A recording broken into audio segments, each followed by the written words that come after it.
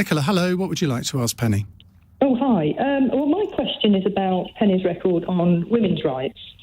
So, Penny, when you were Minister for Women and Equalities, you wanted to change the law that would allow any man to change the sex on his birth certificate to say that he'd been born female. No doctors, no surgery, just on his say-so alone. But when Liz Truss took over, she said no, that checks and balances must stay to safeguard women's rights. So, Penny, my question is, if you become PM, would you reverse this and make sex self-ID law to let anyone swap the sex on their birth certificate? So I've never supported self-ID. There are some people that socially transition, but what we were looking at was the Gender Recognition Act, and it's a process that people go through. There was clamour to separate that out from healthcare, and I disagreed with that. So what you've said, Nicola, is not a reflection of my position at any time. I think that we needed to do some things to make it easier for people to access services. The waiting lists to access services were a couple of years. There were things that we could do to help people actually have their documents like driving licenses and passports actually in the same gender.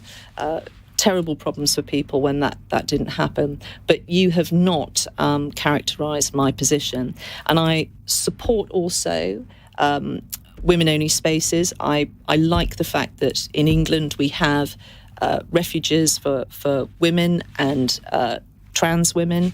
I don't support the scheme in Scotland where all refuges have to provide places for trans people. But you did say in the House of Commons that trans women are women. Do you still believe that? In law, some are. I'm a woman. I'm a biological woman. If I had a mastectomy in future years, I would still be a woman. I'm a woman in every cell of my body. I'm also legally a woman. And people who have been through the gender recognition process, the gender reassignment, some people will have a birth certificate reissued to them in their new gender. And in law, they will be in their new gender. And when you're writing law about those people, you have to take that into account. That doesn't mean they're identical to me. And a lot of the issues that you're hearing now, I was talking about 3 or 4 years ago. I set up an inquiry into a lot of young girls being moved into trans services, for example.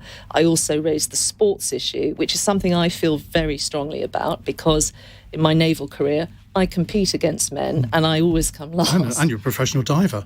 Well, not professional, Iain, you're being very kind there. But a lot of your opponents, particularly in this contest, are bringing this subject up to try and damage you. Yeah. And they have, I think Suella Braverman said the other day that when you were bringing in some gender equality legislation, you insisted on the phrase "people who are pregnant" in the legislation. Again, I'm sorry to say that is. I'm just telling you what the accusations are. I'm not criticising you, Iain. I'm just sorry that this is the kind of thing some of my opponents are doing.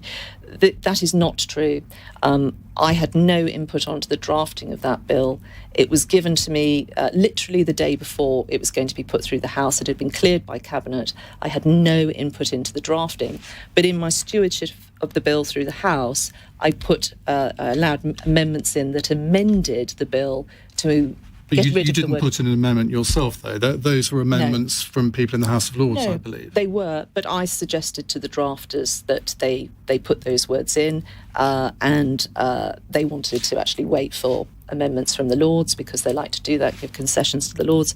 But I was very happy with that. And what we did was we used the word mother because it's a female word, but it's also legally correct. Nicola, are you reassured? No, I'm not, because Penny was the women's minister at the time when GRA reform was proposed, and it was clear that the government wanted self-ID at that point. So, you were the minister, Penny, that led that consultation. So I'm absolutely surprised to hear this, that you now did not support self-ID. So, Nicola, again, that's not correct.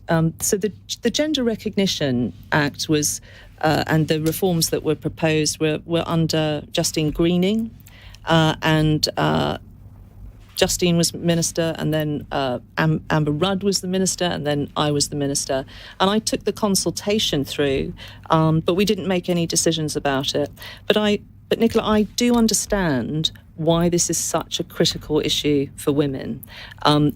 It is something that I completely understand the points that you raise, and why someone like you would want reassurance from me that I support women-only spaces, and that I don't want any rolling back of women's rights. Every stage of my career, I have fought for women's rights. And if you look at my record in the Equalities Office, I did that. I shifted our focus onto the real issues facing women who are trapped in poverty and low pay because of legacy benefit systems, many other things.